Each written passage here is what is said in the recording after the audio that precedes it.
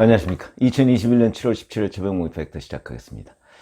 오늘 휴일이죠. 그런데도 불구하고 장외에 있는 대선 주자들 또는 국민의힘에 바로 엊그제 입당한 최재형 전 감사원장 뭐 이런 사람들이 열심히 여기저기 활동을 지금 벌이고 있습니다. 5.18 민주묘지 조금 전에 보니까 윤석열 전 검찰총장은 가서 헌화하고 그리고 오후에 아마 그 유족들 뭐 이런 사람들을 만나서 이른바 언론 용어로 얘기하면 호남 끌어안기를 하고 있는 것으로 보이고, 최재형 전 감사원장은 사실상 뭐 첫 번째 일정으로 오늘 부산을 찾았습니다.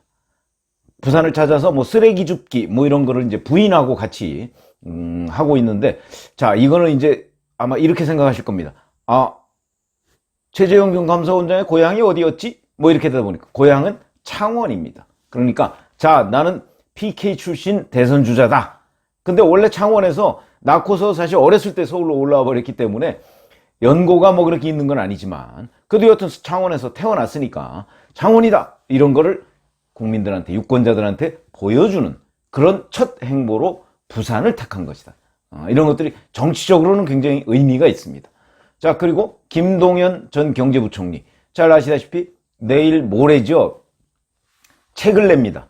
그러면서 이제 아마 여기저기 인터뷰를 할 것으로 보이는데, 그 책이 미리 언론사에 입수가 돼서 이런저런 얘기를 하고 있는데, 간단하게 얘기해서 이렇게 생각하시면 됩니다. 이 사람들이 바로 대선의 뉴페이스들입니다. 근데 윤석열, 최재형, 김동연, 이 세 사람들의 공통점이 있죠. 다 문재인 대통령이 임명했던 사람들입니다. 그러면서 문재인 대통령을 벗어난 탈문, 이런 사람들입니다. 근데 이런 사람들이 지금 문재인 정부 때 문재인 대통령과 함께 일하면서 내가 이러이러한 걸 겪었노라 라고 얘기하는 것, 이거는요 일종의 공익제보이면서 굉장한 정도의 폭로라고 할 수 있는, 그리고 일종의 증언자입니다. 그래서 문재인 대통령 정부가 굉장히 아픈 대목이다. 그러다 보니까 사실은 이 사람들에 대해서 아마 내부적으로는 정말 난리가 난 정도야. 정말 큰일이다, 우리가 왜 이렇게 했던가 라는 후회도 아마 있을 것으로 보이는데, 이렇게 생각하시면 됩니다. 예를 들어서 이런 겁니다. 박범계 장관이 2015년에 대법원이 징역 2년을 확정했던 한명숙 전 국무총리 사건 감찰을 해서 뭐 발표를 했죠. 그러면서 검찰의 부적절한 수사 관행이 확인됐다, 이렇게 얘기를 했습니다. 이렇게 하니까 윤석열 전 총장이 그렇게 억울하면 한명숙 전 총리 재심 신청하시오. 단 한 사람을 왜 이렇게까지 막무가내로 사법체계를 망가뜨려도 됩니까? 라고 반론을 제기합니다. 자, 여기에 대해서, 왜냐면 한명숙 전 국무총리 수사팀에 대한 감찰, 이거는 윤석열 전 총장 당시나 아니면 조남관 검찰총장 직무대행 때 했던 일이거든요. 그러니까 이 부분에 더 자신 있으면 재심 신청해라. 근데 재심 신청할 정도로 뭐 새로 나온 게 없거든요.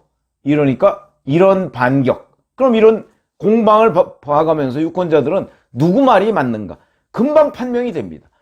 박범계 장관이 한명숙 전 총리 감싸려고 뭔가 그 왜곡해서 감찰 결과를 발표를 했는데, 거기에 그렇게 자신 있으면 그러면 한명숙 전 총리 수사팀 다시 수사하면 될 거 아닙니까? 다시 수사해서 뭐가 잘못됐는지 밝혀내든가요. 그건 없습니다. 그 불법은 찾아내지 못했습니다. 그러면서 뭐 관행 운운하는 게 얼마나 군색하냐. 그러니까 오히려 윤석열 전 총장의 반격에 대해서 사람들이, 유권자들이 더 주목하게 되는 것이다. 그리고 윤석열 전 총장은 잘 아시다시피 윤석열 전 총장이라는 존재 자체가 문재인 정부로서는 정말 눈엣가시입니다.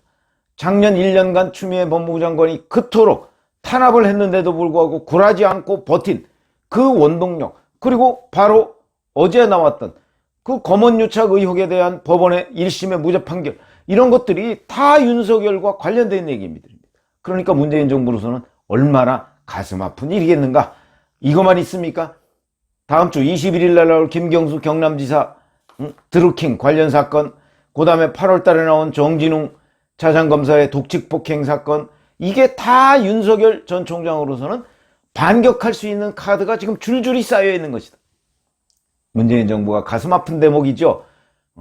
그리고 이 증언들은 다 윤석열 전 총장의 입을 통해서 생생하게 나올 얘기들이다 하는 관점에서 본다면 문재인 정부의 악재가 계속해서 지금 줄줄이 대기 중이다. 이런 얘기를 할 수가 있고, 최재형 전 감사원장 마찬가지입니다.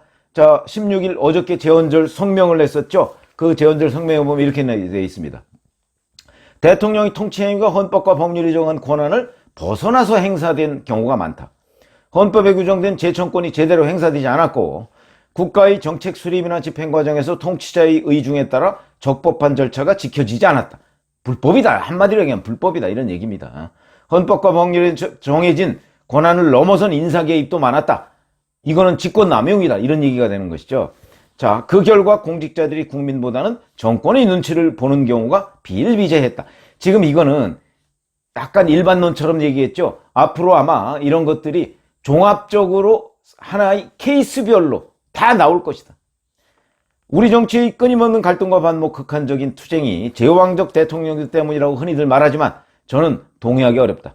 우리 헌법이 제왕적 대통령제이기 때문이 아니라 이 나라 헌법이 규정한 대통령제를 제왕적으로 운영해왔기 때문이다. 문재인 대통령 때문이다. 이런 얘기입니다.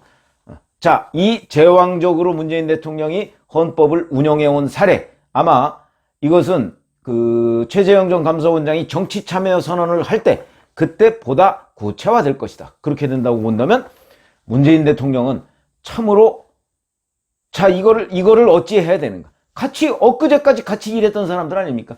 그러니까 지금 민주당과 여권에서는 뭐 헌법에 뭐 중립, 뭐 감사원의 정치적 중립성, 감사원장이 언제부터 정치적 중립성을 그렇게 지켰다고? 감사원장 중에서요, 정치적 중립성 지킨 사람 거의 없습니다. 왜 그러냐? 대통령이 임명한 사람 아닙니까? 대통령이 자기 편이라고 생각하고 임명했는데 그런 감사원장에 의해서 발등 찍힌 케이스 있죠. 그 대표적인 사람이 바로 이회창 감사원장 아닙니까? 어찌 보면 그 두 번째 사람이 바로 지금 최재형 감사원장입니다. 발등 찍히는 사례는 있어도 감사원장으로서 정치적 중립성을 제대로 지킨 사람은 없었다. 왜냐하면 그럴 사람 같으면 임명을 안 했겠죠. 사실은 문재인 대통령도 최재형 전 감사원장을 임명한 것이 오판에 의해서 임명한 것 아니겠습니까?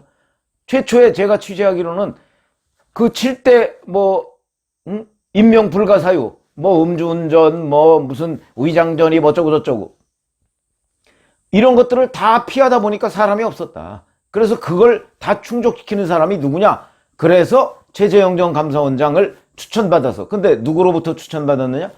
법조계 인사들로부터 추천받았겠죠. 근데 이 사람은 과거 국가보안법 사건이나 이런 걸 보면 정말 엄정하게 치우침이 없이, 그러니까 문재인 정부 사람들 눈에는 과거 국가보안법 위반 사건과 관련해서 정말 이거는 보안법 위반이야 라고 판결한 사람들은 눈의 가시 아니겠습니까?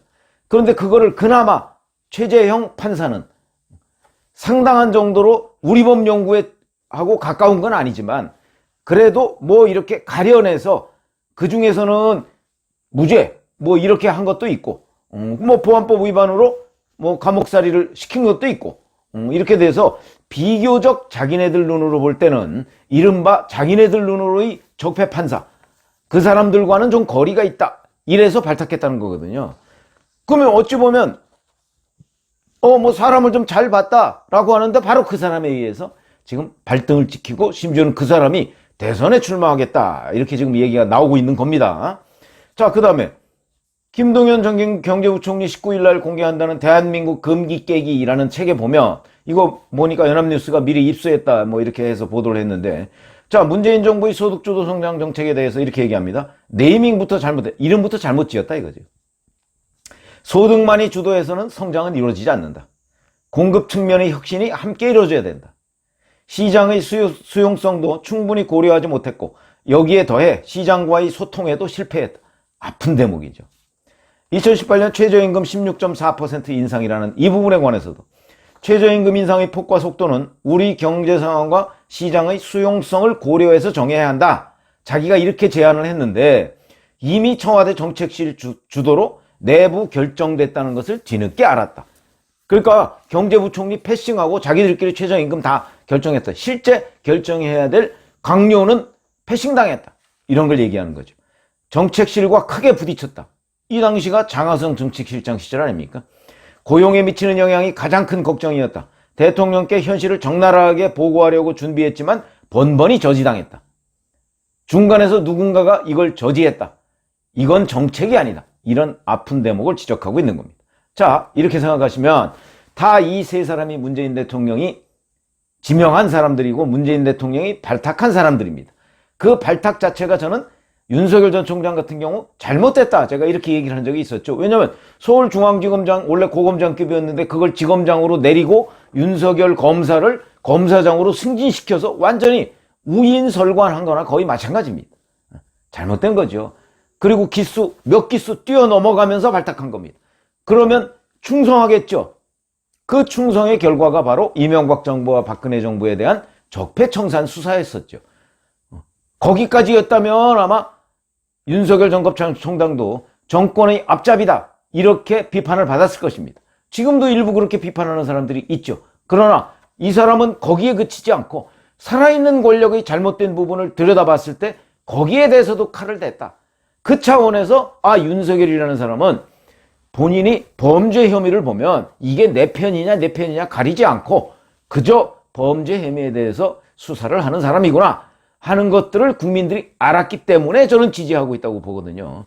자, 그러면 윤석열 전 총장은 법대로 하는 사람이고 최재형 전 감사원장은 미담만 나오는 사람이고 김동연 전 경제부총리는 고졸신화로서 고시 양과에 합격한 정말 신화적인 그런 인물이고 어찌 보면 이 사람들은 다 그래도 문재인 대통령이 제대로 뽑았네. 문제는 제대로 뽑아놓고서 이 사람들이 제대로 일을 하려니까 그것을 탄압을 한 겁니다. 여기에 핵심 포인트가 있고 그러다 보니까 이 사람들이 나와서 여권 입장에서 본다면 이 세 사람은 모두 배신자겠죠. 여권 입장에서 본다면. 그런데 원래 같이 일했던 사람이 배신하면 그게 가장 무서운 겁니다.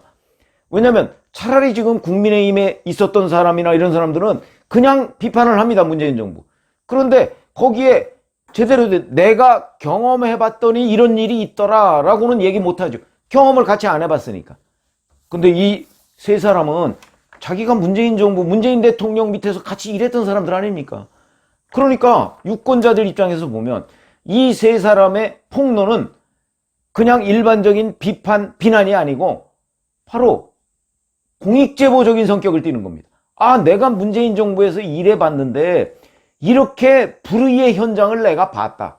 이 얘기가 되는 것이죠. 그만큼 파괴력이 있는 겁니다. 공익제보적인 성격을 띠고 자기의 경험담을 얘기하게 되는 거니까. 저는 그런 점에서 이 이른바 탈문, 이 3인방이 지금부터 쏟아내는 문재인 정부에 대한 비판, 역공, 증언 이런 것들은 문재인 대통령으로서는 굉장히 아픈 대목이고 과연 이 사람들에 의해서 둘러싸여서 치러지는 물론 문재인 대통령이 출마하는 건 아니지만 치러지는 내년 대선에서 문재인 정부가 정말 견딜 수 있을까? 저는 이런 데에 대해서 굉장히 강한 의문을 갖고 있다. 저는 견딜 수 없다고 봅니다. 왜 그러냐? 너무나 생생한 증언들이거든요. 윤석열이든 최재형이든 김동연이든 간에 이 사람들은 나는 문재인 대통령과 또는 문재인 정부 사람들로부터 내가 이만저만한 일들을 겪었다. 이런 말도 안 되는 불의의 세력들을 우리가 처부수자. 그렇게 나오지 않겠습니까? 그런 것들이 좀 점점 더 구체화된다고 생각을 합니다. 판결도 계속 줄줄이 나올 거고요. 그 다음에 그런 사례들이 세 사람들의 입을 통해서 아마 경쟁적으로 나오게 될 겁니다. 왜 그러냐? 이 세 사람들은 그것이 바로 본인들의 대선 출마 명분이기 때문입니다. 그렇죠? 그래서 이 세 사람에 자꾸 저희가 주목하게 되는 이유는 무슨 홍준표, 유승민, 하태경 의원은 신상품이니까 그렇죠. 쳐도 그 다음에 이재명, 이낙연 이런 사람들은 다 옛날 상품들입니다. 근데 신상품들에 대해서 우리가 관심을 갖게 되는 거는 언론으로서 또는 유권자로서는 신선한 상품이니까. 물론 그걸 들여다봤더니 이 신선한 상품이 결국은 하자가 있었네? 그러면 지지를 철회하겠죠. 그러나 아직까지는 신상품입니다. 그래서 훨씬 더 관심이 많고 그런데 또 아이러니하게도 이 세 사람이 모두 문재인 대통령이 임명해서 문재인 대통령과 일을 함께 했던 사람이기 때문에 이 세 사람의 증언은 공익제보적인 성격이 굉장히 많다. 그만큼 파괴력이 있다. 이거에 대해서 과연 문재인 정부가 버틸 수 있을까? 저는 뭐 이재명 경기도지사가 만약에 민주당 대선 후보가 된다고 하더라도, 또는 이낙연 전 대표가 된다고 하더라도, 이낙연 전 대표도 얼마 전까지 이 세 사람과 같이 일했던 사람입니다. 그렇기 때문에 아마 그 사람들이 이 사람을 공격하려면, 그러면 이 사람을 발탁한 문재인 대통령, 이런 것들에 대해서도 어떤 식, 또는 이 사람들을 옹호했던 민주당 사람들, 이거에 대한 해명이 제대로 이루어지지 않으면 저는 유권자들한테 어필할 수가 없다. 그런 점에서 이 세 사람의 그 탈문 대권 주자들의 갇힌 문재인 정부, 아마 정권 재창출이 암담하게 느껴질 가능성이 전 매우 높다. 유권자들도 그렇게 판단하지 않을까. 이런 아이러니한 상황에 대해서 말씀을 드렸습니다. 감사합니다.